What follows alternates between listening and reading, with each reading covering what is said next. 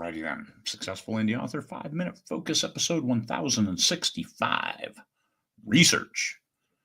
When is enough enough? Well, you might research for hours and come up with one sentence. But as Einstein said, I believe it was Einstein, if you don't know your subject well enough, you can't describe it simply. So what's it take to describe it simply? And is that what you want? If you're writing historical fiction, you want those in-depth explanations, but make it sound like fiction. Don't make it sound like a Wikipedia entry, or, as we used to say, Encyclopedia Britannica entry, where it was really dry and just a big, long explanation. So how can you work that into the narrative of your fiction? Well, carefully. Make it sound like two characters talking, or a quick narrative of one or two sentences, not a whole pages and pages of an explanation. When is it too little?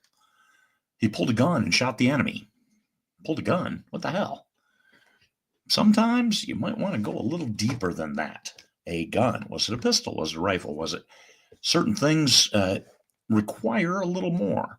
Now, you have to be careful, not too much, not too little, because you can lose readers if you gloss over stuff that they're really expecting.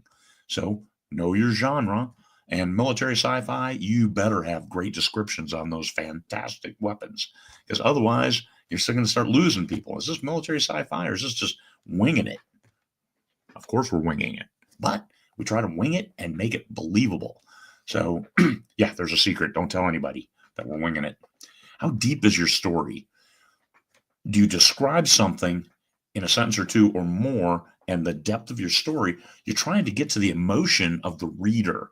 Everything you should do should go to that emotion. Are they engaged fully? And if your explanation goes too long, they start disengaging.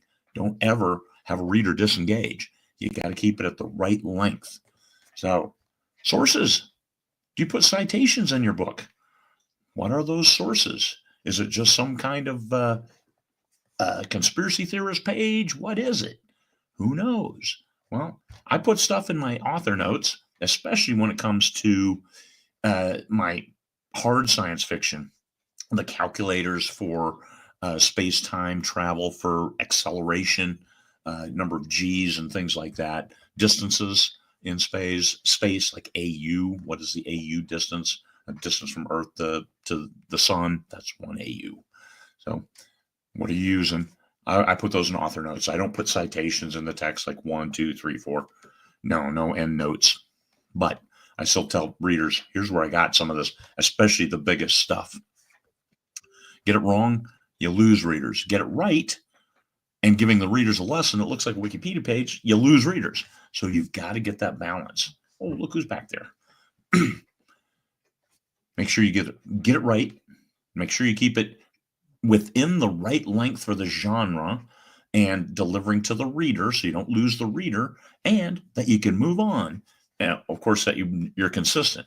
So when you pull a gun, if it's a super blaster with triple magnesium carbonate, well, make sure it's a triple magnesium carbonate blaster the next time he uses it. Just to be fair, readers notice that kind of stuff too. So research. When is enough enough? When is it too little? When is the explanation too simple? And when is it too complex? Balance that. I know this doesn't help at all, but you've got to balance it. You're the author. Don't lose the reader, and you will win. Peace, fellow humans.